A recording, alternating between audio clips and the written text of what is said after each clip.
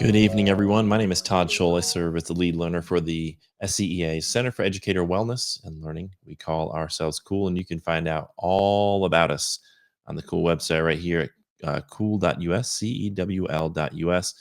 All the live streams, all the resources that we have are available on that website, including all of our upcoming events on the homepage. We hope that you'll check that out and give us some feedback. You can also request free professional learning if you're a public school or district in South Carolina. Before we begin tonight's live stream, I would like just to take a moment of silence to the two students, and two educators who were killed today in a senseless act of violence at Appalachian High School in Georgia.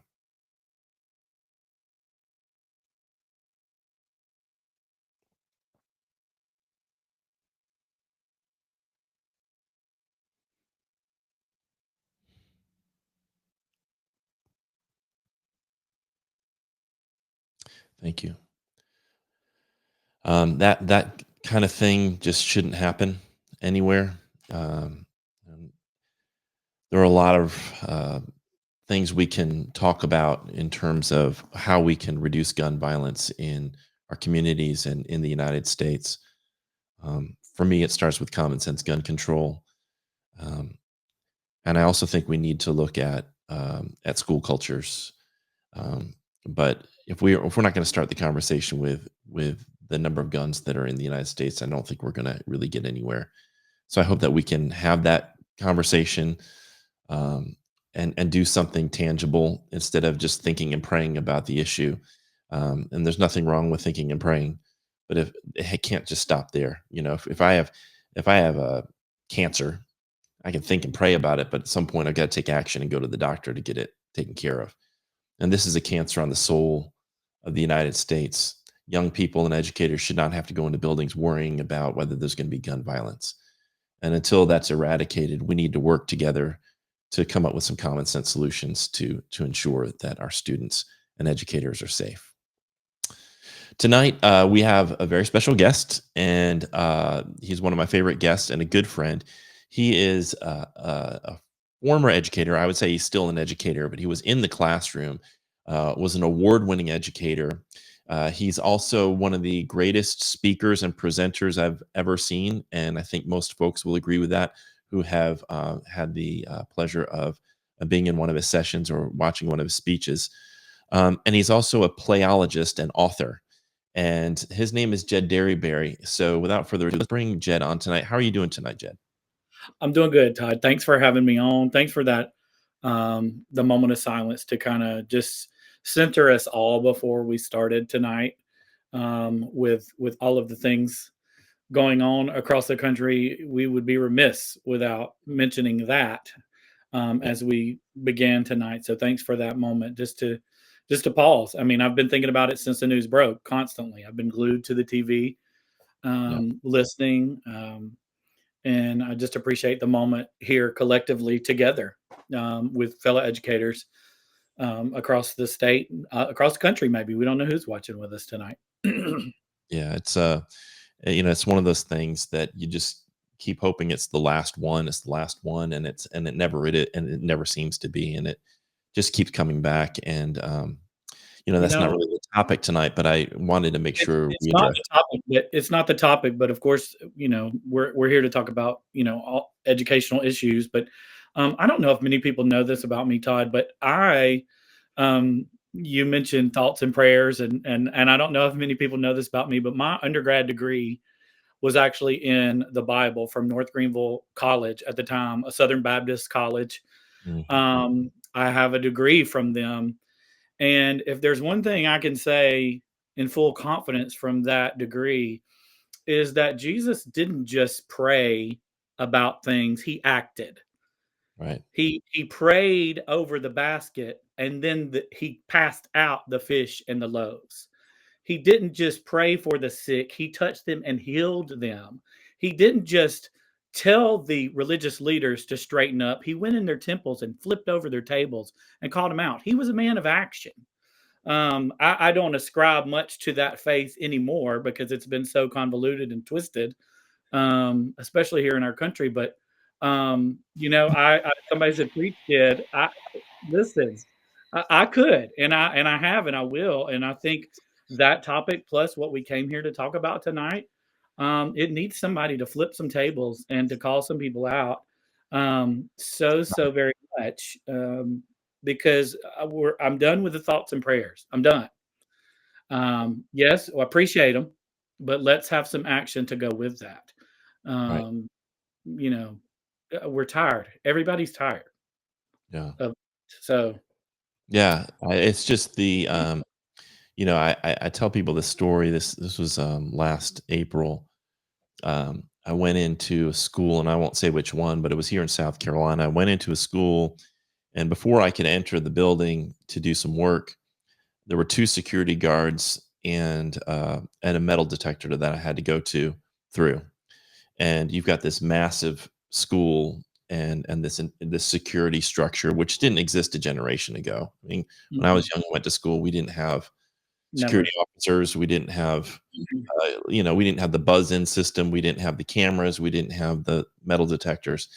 Now they've even upgraded those, and then the next day I was in a school, small high school in Virginia, no security measures at all, very small, intimate, and every student is seen and heard. And I wonder sometimes if the scale of the system has exceeded its appropriate, like we've exceeded the appropriate scale. Mhm.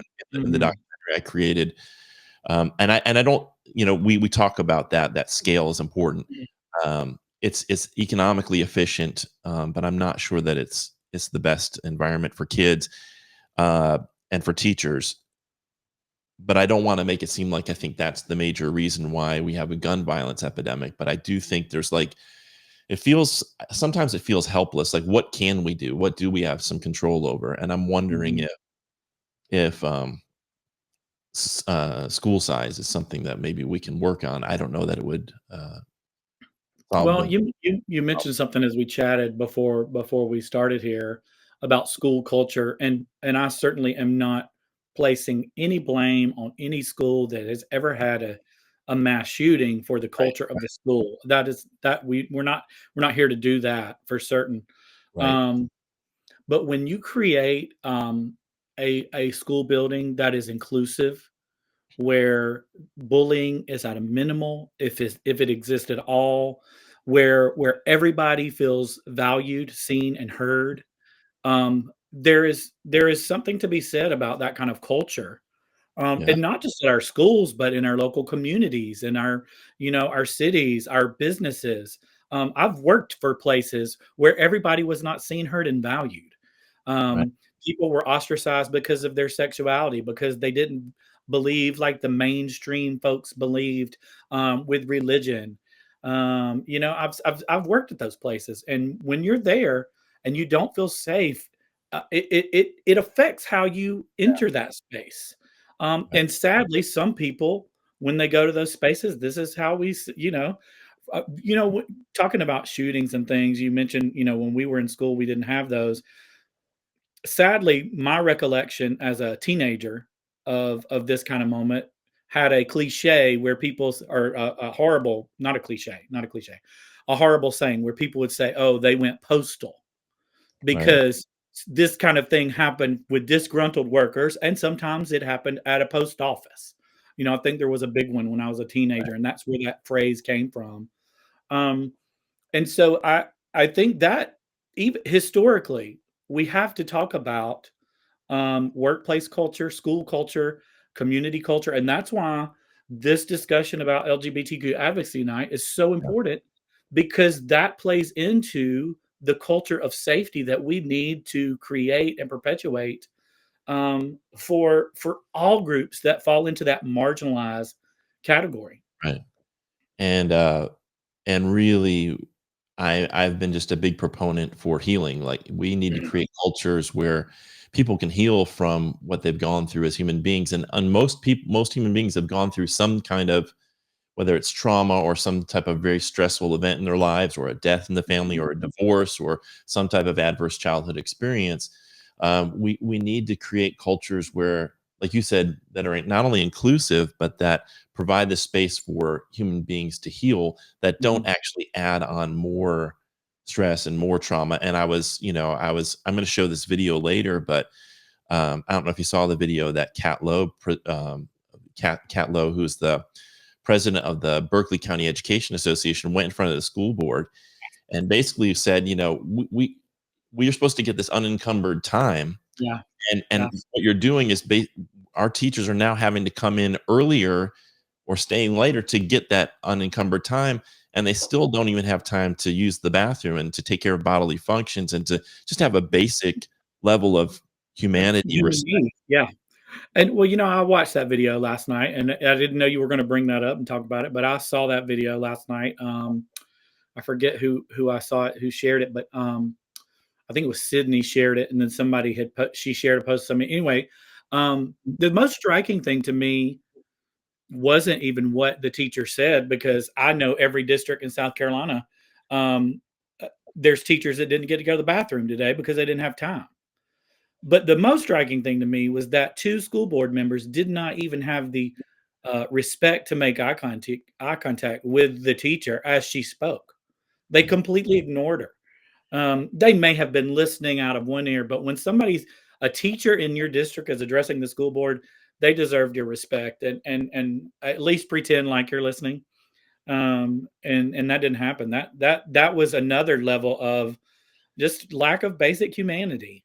Even when I disagree vehemently with my local state senator and state representative, um, and we've had some heated conversations, but I try to at least listen to them. Right. Even though it's hard, I don't want to listen to them because sometimes what they're saying is just so aggressively against my existence. Right. But you have to treat people with some sort of decency in the middle. And what happened last night with that was awful. I didn't like it at all. Yeah. Yeah, we'll show that clip a little bit later, but, yeah, so kind of pivoting to tonight's topic on LGBTQ advocacy, I really wanted to have this conversation, and you've been at the forefront of this for a long time. You've dealt with a lot of arrows being slung your way. I wanted to start with when you were in the classroom, as a teacher who is a part of that community, but maybe felt a need to hide it. Like, what was your experience like that in terms of dealing with this identity that you have, and then how you felt in terms of fear, in terms of always being on edge about things or anxious, but also not wanting to hide that fundamental part of yourself. Like, Mhm. what was that struggle like? Oh, gosh, all I can ask you to do to understand that is think about every facet of your heterosexuality that exists in your space as a teacher, okay? And imagine if all of that was forbidden and you weren't allowed to mention it. If you weren't allowed to say my wife, my children, we went on a date, we had uh, uh, a couple's dinner. Those are things that straight people can say to students, and Right. it's not thought twice about, you know? And so I want all of you who are watching who exist in heterosexual spaces in your and as a heterosexual, think about how many times you talk about things like that that are connected to your sexuality. You're not talking about sexual activity, okay? You're talking about the way you express your love for your person, right? A way Right. you connect with your person. Um, that is forbidden for LGBTQ people in South Carolina. I don't care where you are. I know that in the um, some of the largest school districts in this state, there are openly married LGBTQ people in the district office level, but it is still something that is quietly discussed or talked about. People do not feel free to just say, "Hey, this is my person, and I love them." Because here's the problem is that far too many people equate homosexuals anybody in the LGBTQ community, they equate that with sexual activity because Right. of their own perverse thinking. You and I have had a conversation, even on this these cool shows that you do, where we've talked about the understanding between sex and sexuality. Right. Sex is an activity between two consenting adults, should be, right? Right. Sexuality is the way you express your love, or the way that you um, exist in the way that you love people. You know what I Right. mean? Does that make sense? It does. When I read, I'm just going to share a book with you right here. This book right here, it's a children's book called Uncle Bobby's Wedding. Okay. I absolutely adore this book. I can promise you there is no sexual content in this book. Okay. None. Now, there is sexuality in this book because Uncle Bobby is marrying Jessie. Okay. They're getting married. And the little girl in the book, her name, I think her name is Micah. I'm going to look it up. Chloe. And his name is Jamie. I said Jesse, Jamie. Chloe is so sad because she's worried that she's going to lose her Uncle Bobby when Bobby marries Jamie. How many of us that have aunts and uncles or older siblings who have gotten married are worried we're gonna lose them when they get married? You know, some of Right. us have a best friend who have done that. And this book is not, there's no sexual activity in it. It's dealing with a very central theme that children struggle when an older loved one gets married because they feel like they're going to lose them. This What's book, interesting, sorry, go ahead. I was going to say, this book would probably get many teachers in South Carolina Right. put on the naughty list Right. with Ellen and the like. That's There's no mention of sexual activity in this book, none. But they don't want us to exist. That's the thing. They just don't want us to exist. It's not that they're worried about the sexuality of it all. They are worried about our sexuality. Your sexuality is okay. Our sexuality is not, according to them. right. Yeah. So like a female teacher can have a baby shower in the school, and Yeah, the teachers yeah, can celebrate that. You yeah. can, There you was said, a you can wear your wedding ring. You can talk. You can have a picture of your kids and your spouse on your desk, and I think what really bothers me is when uh, if a LGBTQ teacher does the same thing, Mhm. just the exact parallel thing, that it's all automatically seen as you're trying to indoctrinate me, Indoctrinate. my kids. Mhm, You're trying to mhm. push your whatever agenda Yeah. onto these kids, and it's like, well, isn't the opposite? What isn't it true that if that's the case, if that's what we're calling push indoctrinating and pushing the agenda, then if I'm a heterosexual teacher and I'm talking about my wife and I'm wearing my wedding ring and we're having uh, bridal showers or baby showers, is that not also pushing an agenda? It's just the problem is that they don't want. It's like you said, they don't. They think that heterosexuality or heteronormative values, that's standard and that's okay, Yeah. but anything that's not that is sinful and pushing an agenda. And Yeah. it's like, Last year, Todd, there was a district here in the state where the teacher was getting married, and she obviously wanted to include her students in that special day. Let me clarify: she was marrying a man, a heterosexual marriage, and she wanted to include her students in that day, but obviously she couldn't invite all her students to the wedding, which I don't know why. I mean, I think teachers invite students to the wedding all the time, and that way parents who wanted to be supportive could, and that parents who didn't could stay at home. That would have been the way to do it. But this teacher decided to have a pretend wedding in her classroom with her real fiance. One of the students pretended to be the pastor. They had a prayer. This was an elementary school, and the teacher posted it on social media, and it was just, oh, let's celebrate this. This is beautiful. I can promise you, had that woman been marrying another woman or a man been marrying a man and that happened, that would have made national news. The yeah, teacher would have been fired. Look, in my own home district, and I don't call out districts. I don't like to say district names, but I'll say this one. In Spartanburg School District 6, where I was employed for 13 years, um, that school district fired a teacher for just providing literature about LGBTQ themes. It was not sexual. I read the article. There was no sexual activity. A student asked for the information, and the teacher helped, and they fired the teacher. She was a first year teacher. And in South Carolina, as you know, first year teachers have no due process rights. They fired her, and it is still something that she'll have to deal with that for the rest of her life. So don't tell me they would not fire a teacher for something as egregious as performing a gay wedding in the middle of an elementary classroom. And that teacher I mentioned, she was in a high school class Right. with juniors, sophomores and juniors. And so um, it's just mind-boggling to me how it is 2024 in the United States of America, the the land of the free, and ironically, the people who supposedly love freedom the most, you Yeah. see it all over those conservative platforms, freedom, freedom, freedom. Yeah. They don't want any freedom for us. Right. they they don't want any us to Right. be free.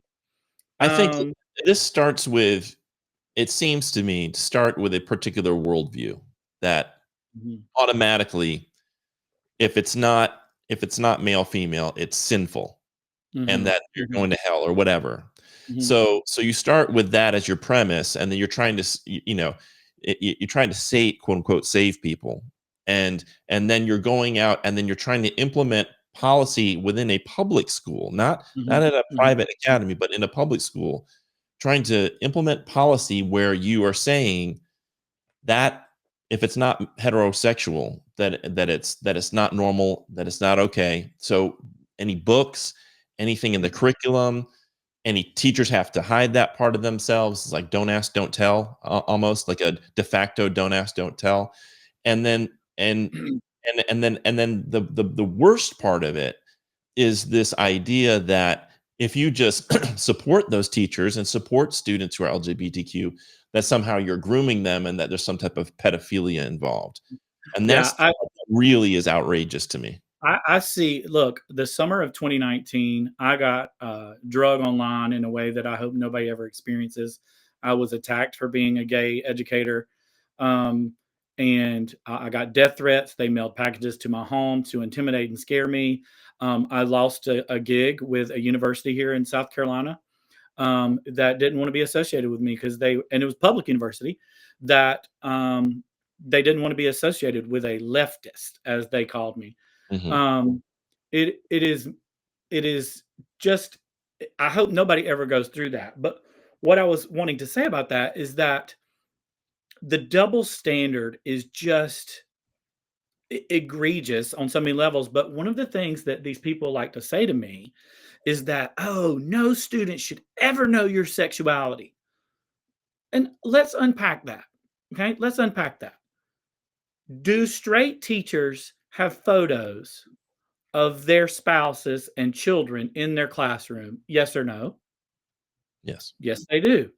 Do pregnant women who are married to straight men come to school in their pregnant bodies? Yes. I think we know their sexuality. I think we know, Right. right?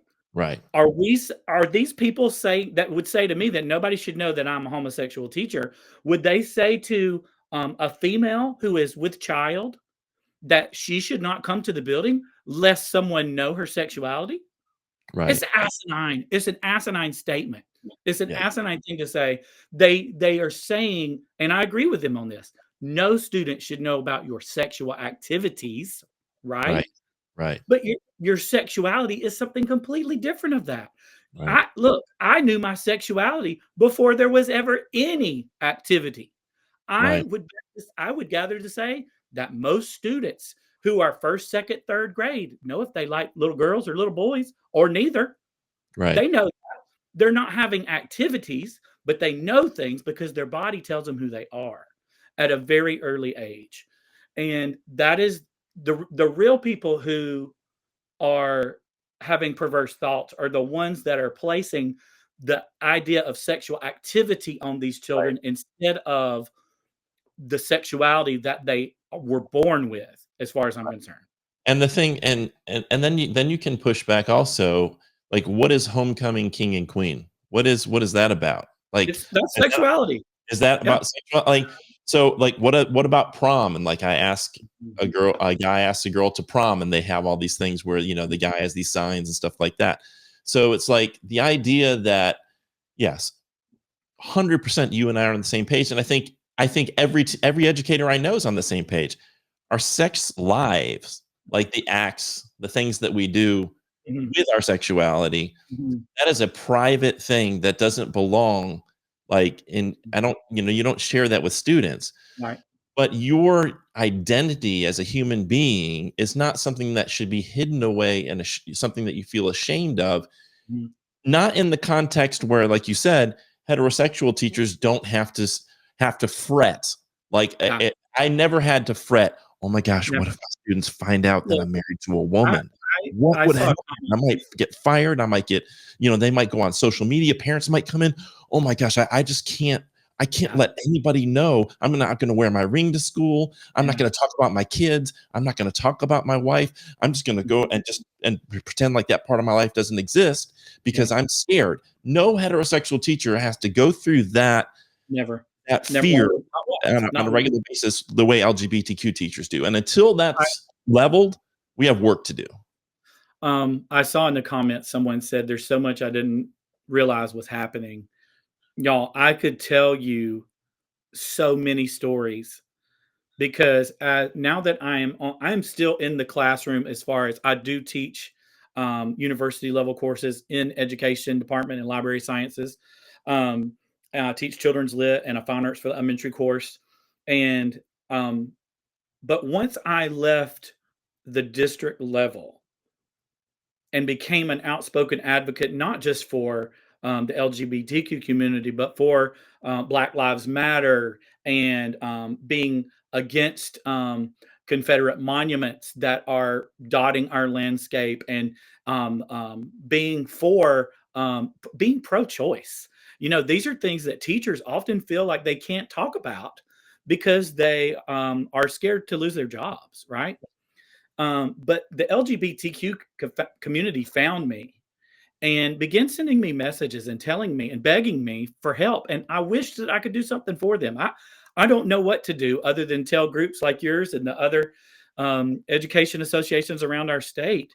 Our queer teachers need your help. Let me tell you what's happening.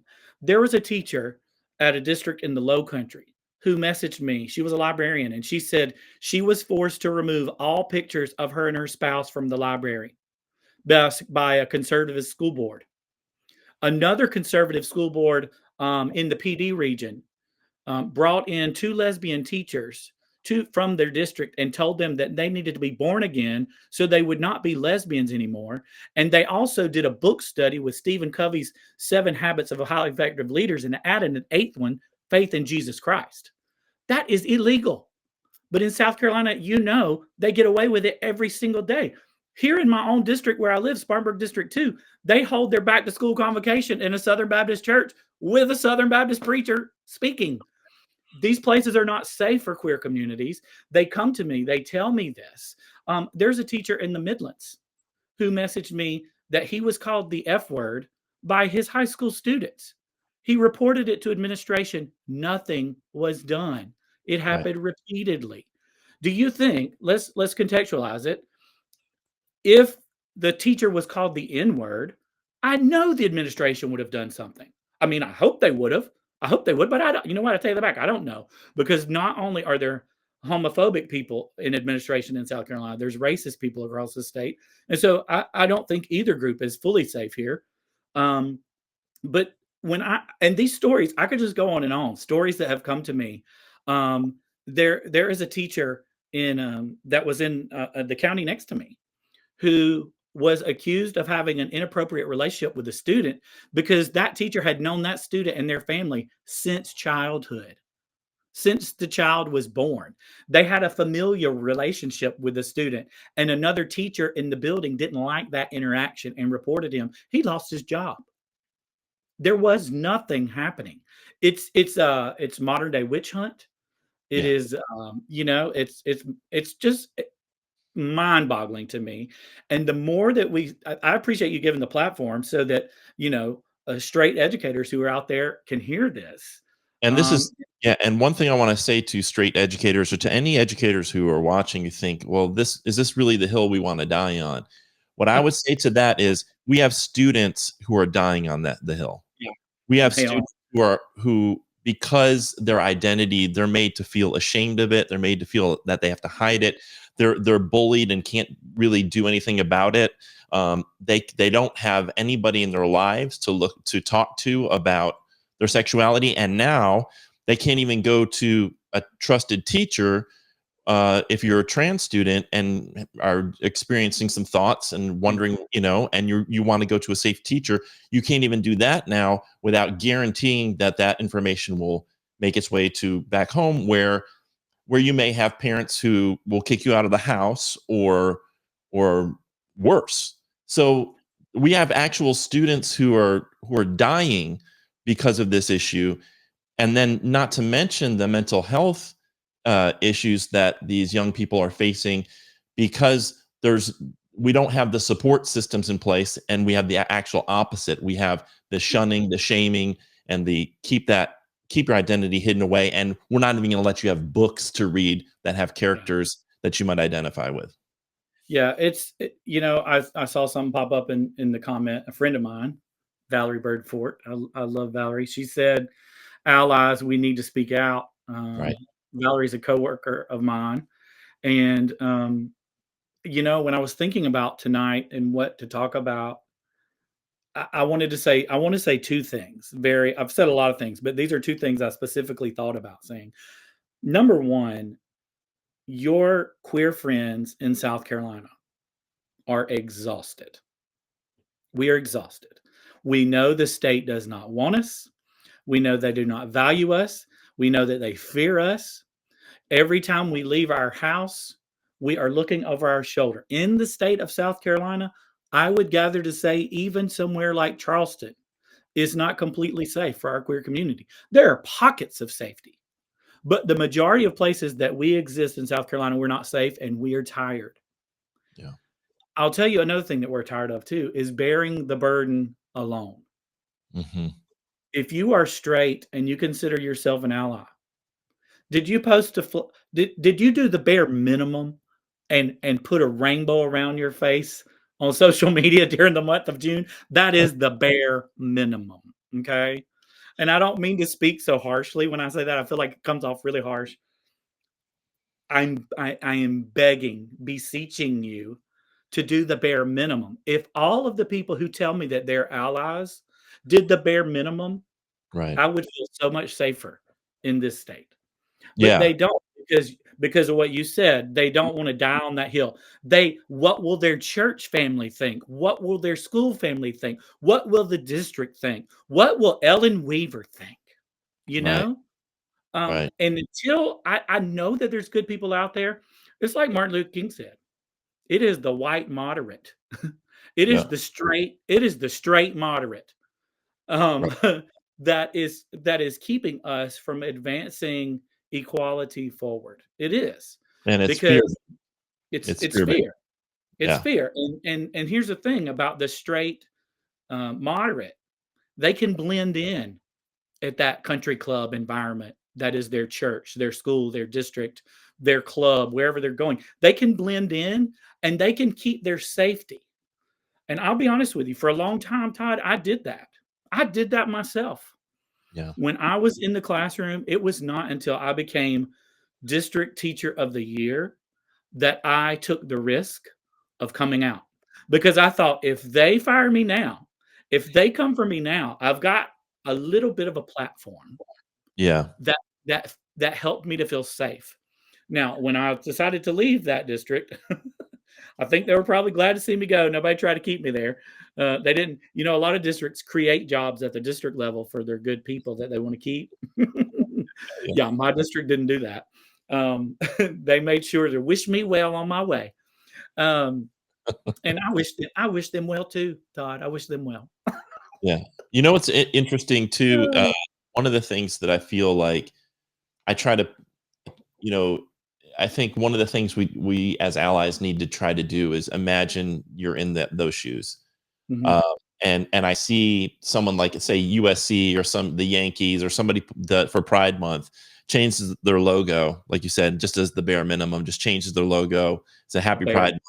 And then you read the comments, especially of a sports team. Go Yeah. read the comments next Pride Month when your team just puts that logo out for a week or a few days. Read the comments, and Well, then you realize the hate and the vitriol that yeah. the community is facing, and how much they need allies, because you have all these ignorant people out there who can't even stand the idea of pride, and reframe it as like pushing an agenda. And it's like, look, it until my son can walk the streets and not worry about his sexuality being something that would make him the victim of a crime or make him the victim of somebody yelling names at him. Like, we have a lot of work to do when it comes to pride. Pete Stone did an amazing video on why pride is so important still. Talk a little bit about that, Jed, like the importance of pride, why that's important for us to celebrate, and for allies to celebrate So as well. I might get some hate from my queer community when I talk about Pride. I I I love Pride. I love the month of June. I love all the rainbows. If I did a quick spin of my office here, I'm gonna spin you around to see the front. This is the front of my house. Okay. This is the front of my house. The street of the neighborhood is out there, and you see what's right here in Right, right, front. That it's a rainbow Christmas tree. It is there all year. Okay. right, And right, it stays lit. I never ever take it down. I don't turn the lights off. Um, it shines bright like a diamond right there in the front, right? Um, Pride for me is every day, all year. Um, but the month of Pride, while most queer people celebrate June as a month for us, I'm not gonna lie, Todd. I look to see where my allies are during that month. Who is celebrating alongside of us? You know, when I see, um, I'll give you an example. When I have a one of my dearest friends is named Emily, and she's Jewish, and I wanted to show her how much I valued her and her faith and who she was in my life. And so I began to study Hanukkah and understand that it is a celebration of the miracles of God. That God provided the oil in the lamp for the entire 8 days during the war, and I could go in that history, but I wanted to connect with it in a deep way. I'm not Jewish, right, but I wanted to connect with her through that. So I studied. I've learned to say the prayer a little bit that you say on the first night. It's still hard for me because I didn't grow up, knowing Hebrew, and but it showed her that I was valued her. right, You right, get me? And when I see straight people wearing a rainbow that says ally anytime, but especially during June, I value that. I look for that. I look for those rainbows on social media. I'm not the only one. I know that there are people in our queer community who look for that, especially in our deep red states, because then we know who our safe people are. right, We know people who are taking the risk. They're doing the bare minimum. I say the bare minimum. I know. I know it costs you when you put that rainbow on there because some hateful cuss is going to go in your inbox and say what they want to say to you. First, they're going to say, "Are you gay? Are you one of right, them?" And then right, you're going to say, "No, but I support them." And they're going to say, "How dare you?" I know what you're going to get because I get it tenfold. right. But you can take that down after that month. I exist that way all That's year long. and that's a really good point. That's a really Mhm. good point. I can take that. I can put the flag out in my front yard. I can Mhm. take it down at any time. And I I think it's really important for it not to be performative. And I think Yeah. that's one of the It things I think you're getting at is like, don't just wear it that month and then forget the other 11 months that Right. you need to be an ally, which is why we're not necessarily doing this conversation in June only. We're just going to do the LGBTQ advocacy in June, and then the other 11 months we're not. The same way with Black History Month. It's like, if you're only celebrating Black History 1 month of the year, you're doing it wrong. So Brandy said in the comments, "You're making me feel better about keeping my profile picture well past June." Her profile picture is a rainbow. It says Ally AF. So Brandy, thank you for that. We love to see it. yeah. But I want to say to this too.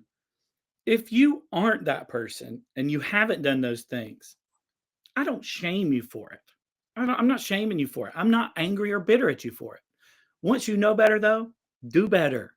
And that goes to me. I am a white gay man who was raised in the South.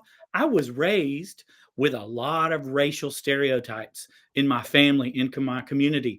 I have to fight those off every single day, just like you have to fight off your homophobia, just Yeah. like you have to fight off anything that you were taught. Hate is taught.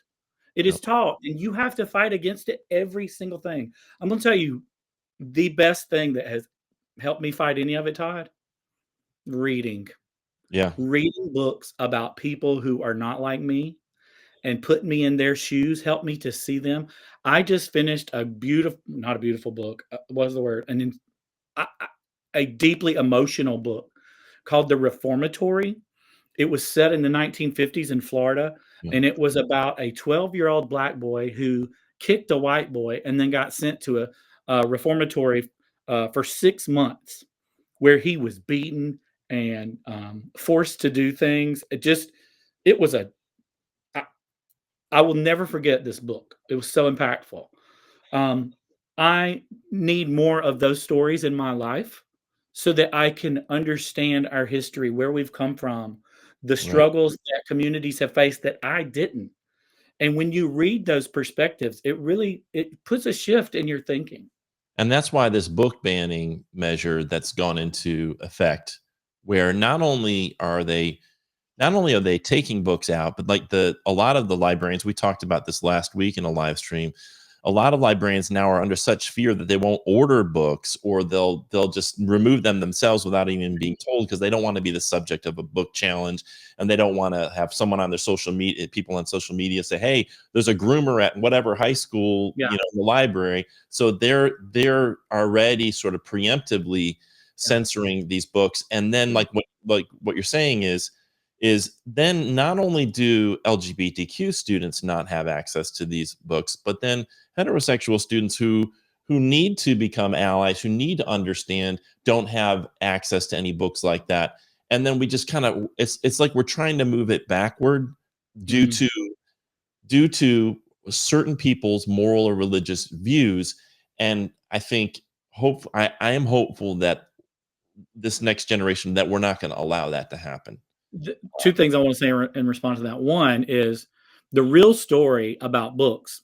It's not in the ones that they're banning. You're right. It's the ones that are being unordered. Right. I would love for every public school librarian in South Carolina to compile a list of the books they requested versus the books that they received. That is the real battle that I think is happening.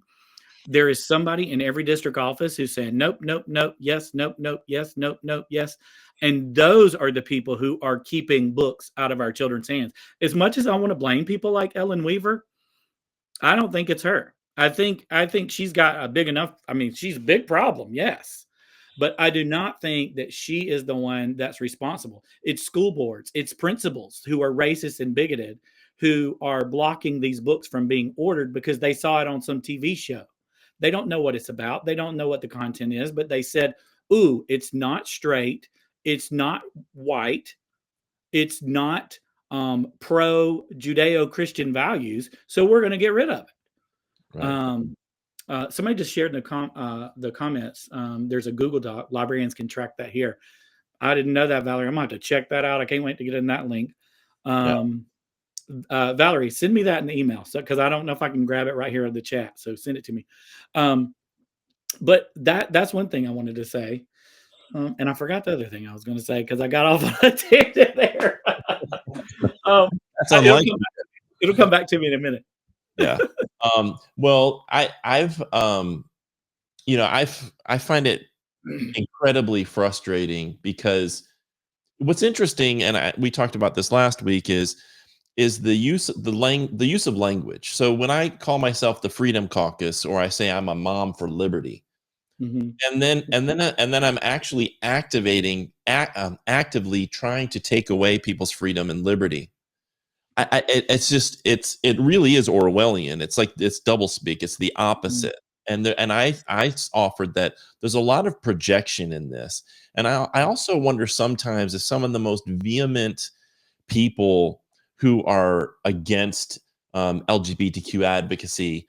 So I often wonder if they're actually struggling with their own identity and their own, and that this is a projection of that insecurity that they have to show the world. I'm hetero. I really am. Like, and I'm so hetero that I'm going to ban all these books. I feel like that we often That that that right there, Todd, that right there is a topic that you and I would need to unpack off camera one day. I hadn't had enough bourbon to get through that conversation. But you're right. There is lots of projecting that goes on from those people. I can't tell you how many times the hellfire and brimstone pastors that I've heard preach against homosexuality were they themselves gay men. right, And they were using this as a platform to yell and scream at themselves, basically. right. Um, It's like a and form of and self hatred. what grieves me about that is, I mentioned that I went to North Greenville at the beginning of this. Um, I went through 2 years of conversion therapy on that campus. I was that person. I was that person. That's Yeah, why I understand and exactly what they're saying is it's a lot about themselves. It's a lot about themselves. yeah, I encourage everybody who may. I know we're in South Carolina, and lots of people of the Christian faith may be watching. You should check out this book called by Jim Dant. It's either This We Know or This I Know. I forget the pronoun right there in the middle of it. Let me look it up real quick because I want to give you the right pronoun. This we know, this I know. Let me see, Jim Dant. Um, of course, my internet's slow tonight because I'm wanting it to be quick. But anyway, the book is This We Know, This I Know, an LGBTQ defense for Christianity. It was one of those books that just rocked my world when I read it because I grew up being taught one thing. And right. this one was written by a former Southern Baptist pastor who dared lean into the idea of maybe this is what I've been told, but not what is true. And Yeah, so he did some exegetical study of the scripture and dug into the original language. That's where I learned that homosexuality was not even in the Bible until 1940. The word homosexual was not even in the Bible. So it's called This I Know, A Simple Biblical Defense for LGBTQ Christians by Pastor Jim Dant. He was the pastor of Greenville First Baptist before they kicked him out of the convention. It's a fantastic read. And I think it'd be beneficial for a lot of people in this chat to read, even if they don't ascribe to that faith, they are connected to probably 100 people who are, yeah. and who would have those anti LGBTQ views because of that faith. Um, One of the things I wanted to talk to you about too, because as we're getting close to running out of time, is I think what's one of the things, like I think about my evolution on this, and as a young man, growing up in the 70s and 80s, um, you know, there was no frame of reference for me. I didn't know mm, anybody who was openly a mm, member of the mm, LGBTQ community. Those yeah, letters didn't exist, and when I was growing up, that acronym, the whole thing, the rainbow flag, none of that existed, yeah, yeah, in my community where I grew up. And I think about what I contributed in terms of hate and just ignorance. Uh, in my ignorance, things that I said, and the mentality that I had, and how I eventually evolved, and I'm still evolving. Like you said, like I'm still rooting out that stuff, the homophobia, the racism, all that stuff that just you absorb through the media and through just your community. And one of the things I think is important for all of us who are allies is to see every other person as a potential ally. Now, that doesn't Mhm. mean that I believe in tolerating any kind of hate and we stand up to bad ideas, but we have to look at every person. I think there's the potential there for us to help them see, um, do some self-examination and sort of see what's going on inside them to move them in the right direction. What are your thoughts on that? Like, how do we do that most effectively while also standing up for and holding certain boundaries? Um, that's a great question, and honestly, I get a lot of DMs from people who I think they answered that better than I could, and one of the things that I consistently hear from those people is, "Thank you for being authentic," and your authenticity has unraveled the knots that Yeah, the past tied me in. That it has unraveled the knots of racism, of homophobia, of xenophobia, of of just ignorance. And when I think about being an educator, that's my role is to wipe out ignorance of all kinds. If you're yeah, ignorant in math, I want to teach you. If you're ignorant in reading, I want to teach you. yeah, And I think the way that I've done that with my followings on social media specifically is just being authentic. I talk about my faith that I grew up in. I talk about my own personal struggle with that versus where I am today. yeah, I talk about the struggles that I have yeah. myself, and I think people don't feel threatened by That's it. that. And they're allowed to see themselves.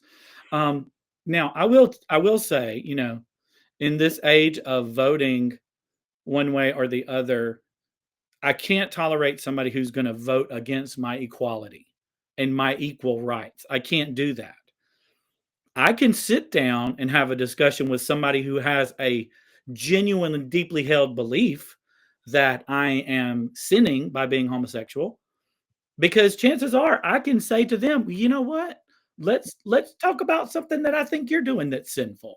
And we can have a conversation that's authentic. But if you're going to consistently say that I don't deserve equality under the law, I don't deserve to be protected as an individual because of my existence as a gay man, those are non-negotiables.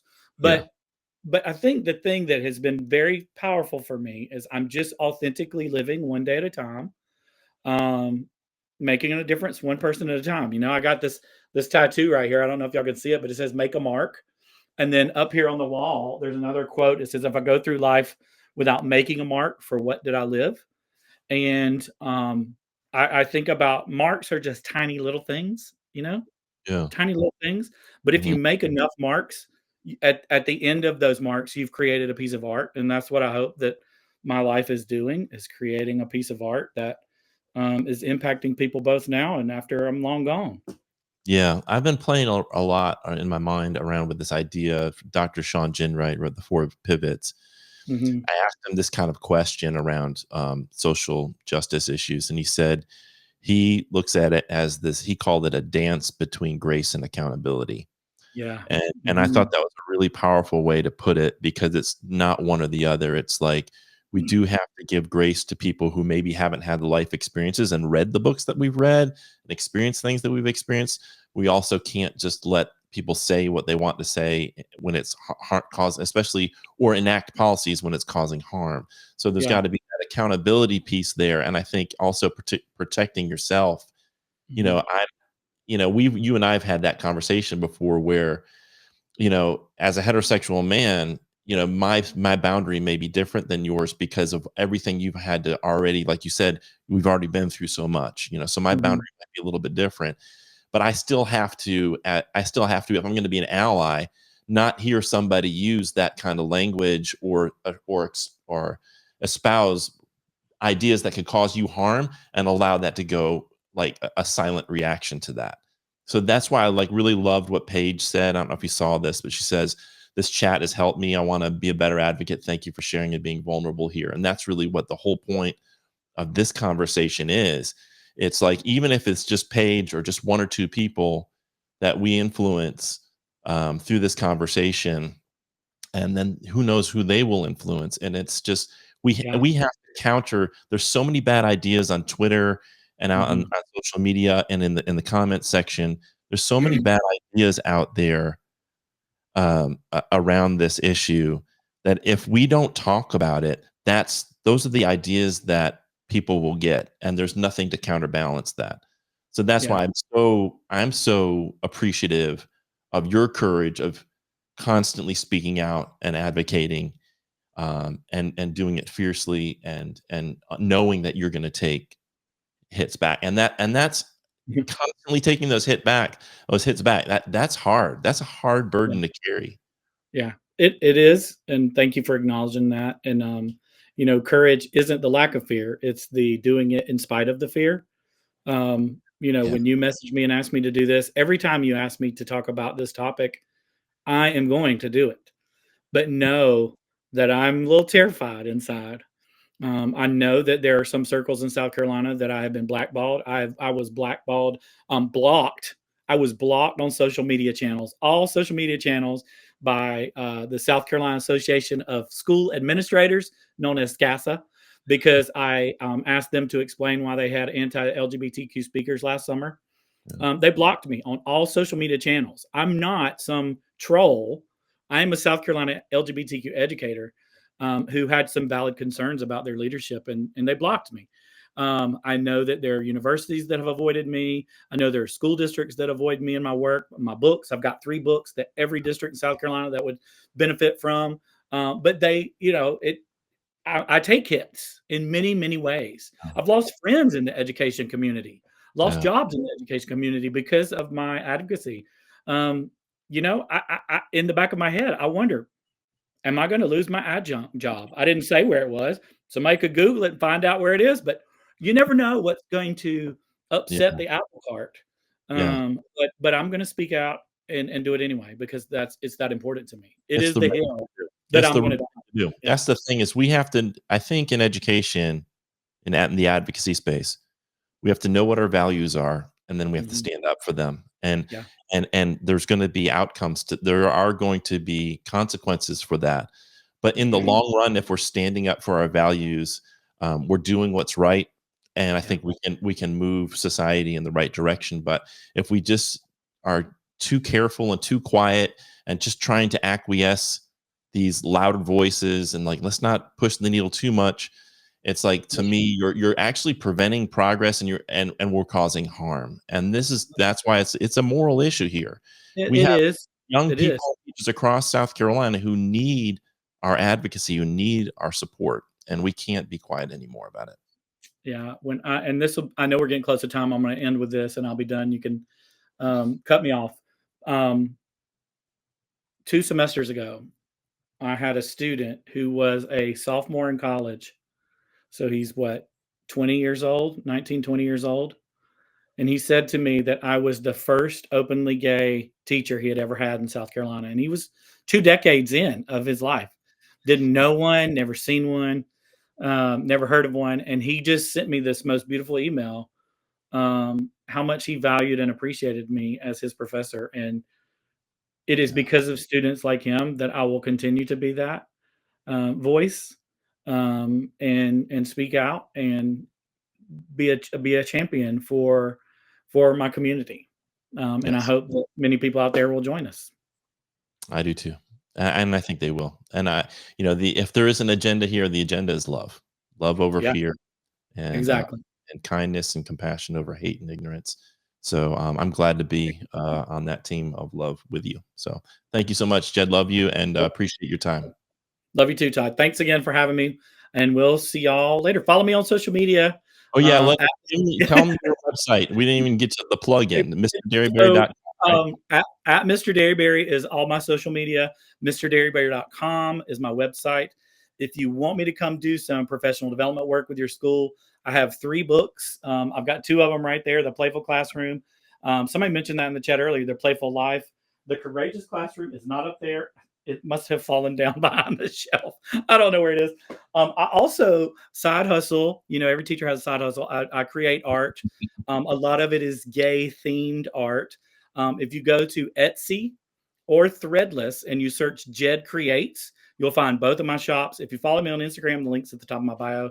Buy my stationery, buy my stickers, buy my t-shirts. And that way, if I lose my adjunct job, I still got a little money coming in. I've got I've got your sticker on my laptop, so yes, I appreciate that. Probably display that. Thanks again, Jed. Appreciate it. Let's catch up again Thank you soon. so much. Let's get a beer sometime soon. Let's do it. All right, take care. See ya. All right, everybody. That's Jed Dearybury. I want to thank Valerie, Sarah, Paige, Laura, Brandy, Todd, Tracy, Alana, everybody who tuned in tonight and commented. Thank you so much. We really appreciate everybody who takes the time to tune into these live streams. Very important to us, and we hope that you will not only tune in but also share these resources with folks that you feel might benefit from watching. I want to promote a couple of things that we have coming up on September 12th. Mel Moore is going to be talking about advocacy in the Palmetto State. On the 24th, we have Mev McIntosh she's also going to be talking about advocacy. On the 8th of October, Jaleesa White's going to be sharing some thoughts on how mindfulness changed her life. A beautiful story that I hope that you all tune into to check out. Some physical health stuff, some dietary nutritional advice from Audrey Calianos about gut health and anxiety. I saw her present on this, and it's absolutely fascinating information. If you have any kind of health issues, or if you know anybody or you have issues with anxiety, this is really powerful, important stuff. So I hope you'll check that out on October 24th. The 22nd, we have Jaheim President, who's an early career educator, talking about his first year of teaching. We have on the November 6th, Erica Ayers, who's going to be talking about supporting student health. On the 9th, we have our teacher induction symposium from 10 to 3:30 in Columbia, South Carolina. And speaking of induction, we have the Cool Beans podcast. Season 2 is coming up, episode 1 with Angelica and Marcella and myself. We will be doing that September 26th at 6 o'clock this year. It's going to be a little bit earlier. And then this is one of the most under the radar, but really important and cool resources for induction teachers. It's Cool Coaching. It's the brainchild of Dr. Marcella Weinschneider. She went out and recruited Stephanie Johnson and Angie Brush, two veteran, incredible educators. And the three of them provide free online one-to-one support for induction teachers. All these teachers have to do is go to the website on Tuesdays and Thursdays from 6 to 8 o'clock. They just jump in, they go into one of the Zoom breakout rooms, meet with one of these coaches, and get like unbiased, unfiltered advice on their teaching career. So if they're struggling with something and maybe they don't want to go to someone at the school, maybe they don't want to go to their officially assigned mentor, but they just want to have a conversation with somebody, get some advice or bounce some ideas around. This is an amazing and free program, and you don't have to be a member of the SCEA to do this. So every Tuesday and Thursday night, please make sure that the induction teachers, the newer teachers in your building, are aware of this free resource. It's at cool.us/coaching. You can find all the things that we do on our website at cool.us. That's cool.us right here. Just check out the website. We've got so many pieces, live streams like the one we did tonight. We've got and all the upcoming events that we have are on the homepage of the website. So we'd really love you to visit the website. We also want to invite you into our movement. The SCEA, the South Carolina Education Association, we are the only union for educators in the state of South Carolina. And yes, we are a union because when you join the SCEA, you're joining NEA. NEA is not only a union, but it's the largest labor union in the entire country. There's over 3 million educators across the country who are members of the National Education Association. And when you join the SCEA, you're getting membership at your local association, the state, and the National Education Association. We're proud to be the state affiliate for NEA, proud of the values they stand for, proud of what they fight for. And we think it's important to advocate at the national, state, and local level. Now, I promised some of you earlier that we would show this video, so I want to show it to you before we sign off. This is Kat Lowe, who is the union president in Berkeley County Berkeley County. And this was her at a board meeting. And I wanted to share this with you because it's so powerful. So check this out. Good evening, everybody. I'm Kat Lowe. I'm the Berkeley County Education Association president, and I'm here to talk to you today again about unencumbered time not being respected by our district. When I was a kid, I was a lifeguard, and I learned what drowning looked like. And it's not the flaring around that you're accustomed to. It's much scarier because it's quiet, and you watch them go right under the water. And what I want to let you know is that I've been hearing from teachers. They've been calling me. They have my number. And they've been calling me, and it is the calmness and the way they are discussing how they are preparing to leave the district because they are exhausted.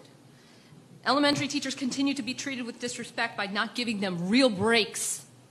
More reports come in from members and non-members that they have to wake up earlier, report to work earlier to have a break, and then they spend the rest of their days trying to call in to other people to watch their room so they can merely go to the bathroom. That's what they call their everyday. Do you call anyone to go to the bathroom? Do you even know what that is like? It is unbelievable to me that we would not give our teachers the most basic human needs.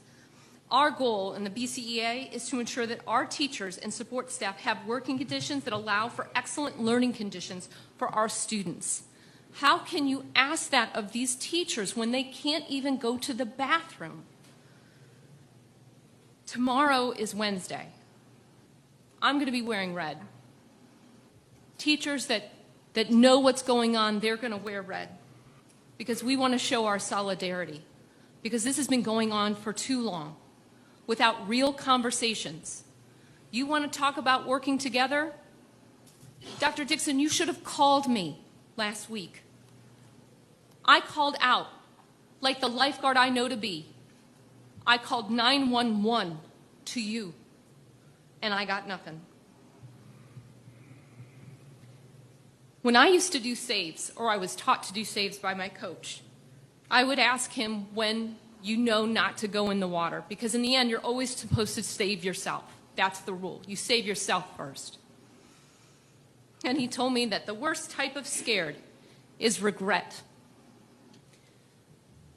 You know, a lot of people ask me if I feel like I'm going to be targeted. I come here every time and I talk to you every time.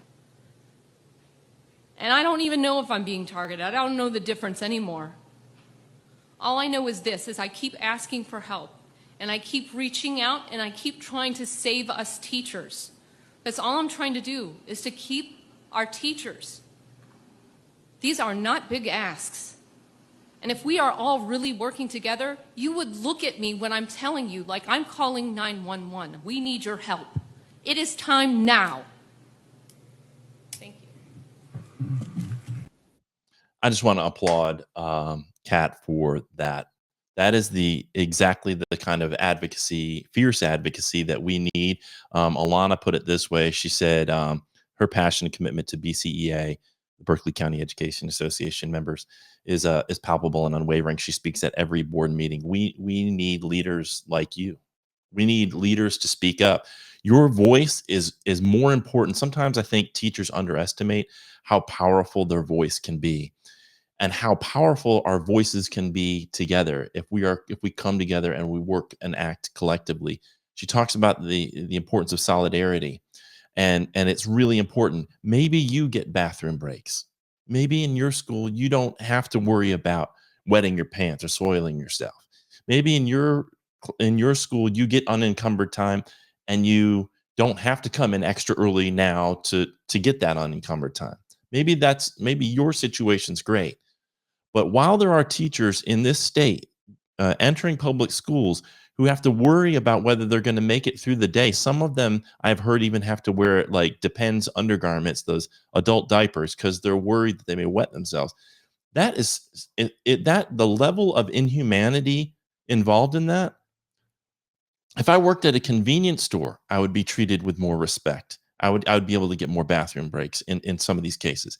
Every single educator deserves to be stood up for, deserves to have a modicum of respect when it comes to how they're treated, to have breaks, to have mental health breaks, to be treated with kindness and compassion and respect, and treated as human beings. So we have to stand up together. Again, you may have it good at your school, but we can't stop until every teacher is treated with respect and has what they need to be successful and to be treated with dignity. Dignity is really what it is, what she's asking for, and that is a bare minimum. Dignity is a bare minimum for people who are dedicating their lives to developing the minds and the lives of our future generations. So I hope that I want to thank Kat again. Thank her so much for speaking up, and we just need more educators to speak up. Pete says, thanks for having this discussion. And yes, it's super important for all of us to speak up, especially if we're in a position safe enough that we can speak up for those who are not or feel unseen. And Paige said, this is insane. I was just talking to another teacher about this today. Yeah, it's insanity. And so as we wrap up this conversation, we talked about LGBTQ advocacy and speaking up for people.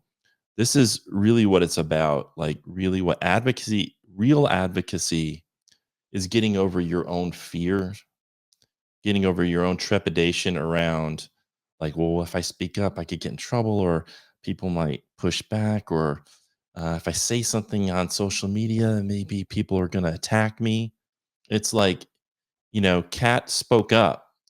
And when you speak up and you start leading and you start advocating and you start using your voice, yes, you're going to get some of that. That's why it takes courage.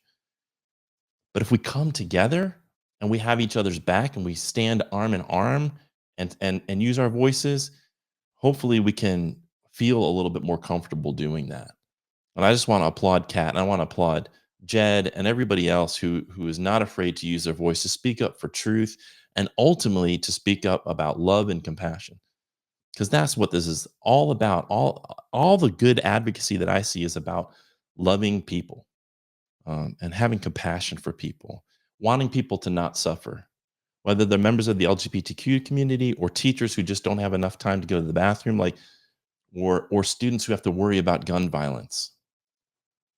We have to speak up, and we have to speak up boldly. We can't do this little moderate dance and try to appease everybody. We have to speak up. And so I hope you'll join us in doing that at the SCEA. And you can do that by going to jointhescea.org or texting the word join to 48744. Thanks again to Jed Dearybury and to everybody who tuned in tonight. We love you. And we'll see you on the 12th with Melmore. Together we flow. Be cool, every teacher, every school. Be cool, every teacher, every school. Be cool, every teacher, every school.